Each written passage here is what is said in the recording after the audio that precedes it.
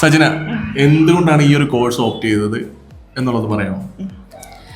Actually ഞാനൊരു rare കോഴ്സിനായിരുന്നു എനിക്ക് ഒരു റെയർ കോഴ്സ് എടുക്കണമെന്നായിരുന്നു താല്പര്യം. അപ്പം ഞാൻ ഇങ്ങനെ BSLP BOT ഇതുപോലുള്ള പാരാമെഡിക്കൽ കോഴ്സസ് കണ്ട് അങ്ങനെ ഞാൻ BSLP വലുതായിട്ട് ആരും എടുക്കാത്തൊരു കോഴ്സ് ഞാനിങ്ങനെ കണ്ടു കഴിഞ്ഞപ്പോൾ എനിക്ക് എന്തോ അത് എടുക്കണമെന്ന് തോന്നി. അതിൻ്റെ ബാച്ചിലേഴ്സ് പോയി നോക്കുക എന്നുള്ള രീതിക്ക് ഞാൻ എടുത്തു കഴിഞ്ഞിപ്പം ഞാൻ ഇൻറ്റേൺഷിപ്പ് ചെയ്യുവാണ്. 3 ഇയർ കഴിഞ്ഞ് ഇൻറ്റേൺഷിപ്പ് ചെയ്യുവാണ്.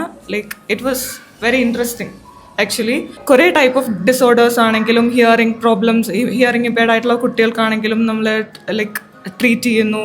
അതൊക്കെ ഇറ്റ് വാസ് എന്തോ ഒരു പ്രൗഡ് മൊമെന്റ് പോലെ ഫീൽ ചെയ്യുന്നു.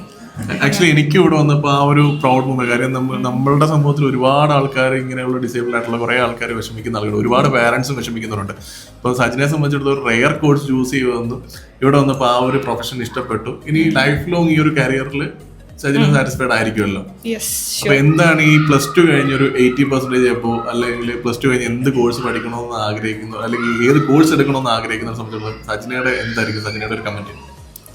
ആക്ച്വലി അത് ഒരു ഗുഡ് ഡിസിഷൻ ആയിരിക്കും. BSLP എടുത്ത ഒരാളോ തീർച്ചയായിട്ടും അതിൽ സാറ്റിസ്ഫൈഡ് ആയിരിക്കും പഠിച്ചിറങ്ങി കഴിയുമ്പോൾ.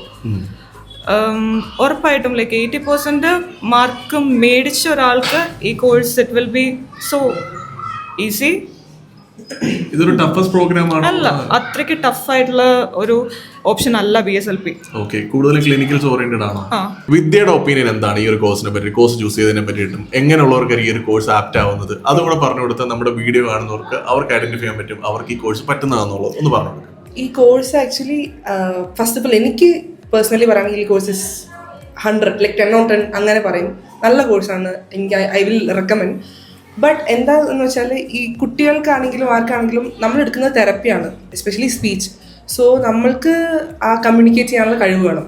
നമുക്കൊരു ഫിയർ അധികം ഇല്ലാതെ, ഇപ്പോഴത്തെ ജനറേഷൻ പറയുകയാണെങ്കിൽ ഇൻട്രോവേർട്സിനൊന്നും അധികം പറ്റില്ല, ബട്ട് ദെൻ സ്റ്റിൽ ഒരു കോപ്പപ്പ് ചെയ്താണെങ്കിൽ റെഡി ആവും. സോ നമുക്ക് കമ്മ്യൂണിക്കേഷൻ ചെയ്യാനുള്ള ഒരു എബിലിറ്റി പവർ ഉണ്ടെങ്കിൽ this course will be 10 on 10. ഞാൻ പണ്ട് മുതലേ കുറച്ച് നല്ല സംസാരിക്കും. സോ എനിക്ക് ഈ ഇങ്ങനത്തെ സംസാരിക്കുക, അങ്ങനത്തെ ഈ നഴ്സിംഗ് അതൊക്കെ ടിപ്പിക്കലാണ്. Doctors, nursing, everything is very typical nowadays. So ഇത് നമുക്ക് കമ്മ്യൂണിക്കേഷൻ ചെയ്യാൻ പറ്റും. അതുപോലെ നമുക്ക് ഹെൽപ്പ് ചെയ്യും. ഡോക്ടേഴ്സ് എന്താണ് ചെയ്യുന്നത് അതേപോലെ നമ്മളെപ്പോലെ നമ്മൾക്ക് കണ്ട് കഴിയുന്ന പോലെ ഹെൽപ്പ് ചെയ്യുന്നുണ്ട്. പല ടൈപ്പ് ഓഫ് ഡിസോർഡേഴ്സ് വരുമ്പം നമ്മളതിന് ട്രീറ്റ്മെൻറ്റ് നമ്മൾ കൊടുക്കുന്നുണ്ട്. ഫോർ എക്സാമ്പിൾ നമുക്ക് സ്പീച്ചും ഉണ്ട്, ഓഡിയോയും ഉണ്ട്. അതിൽ ഓഡിയോ റിലേറ്റഡ് ആണല്ലോ ഫുൾ ഹിയറിംഗ് ലോസ് നേരത്തെ മെൻഷൻ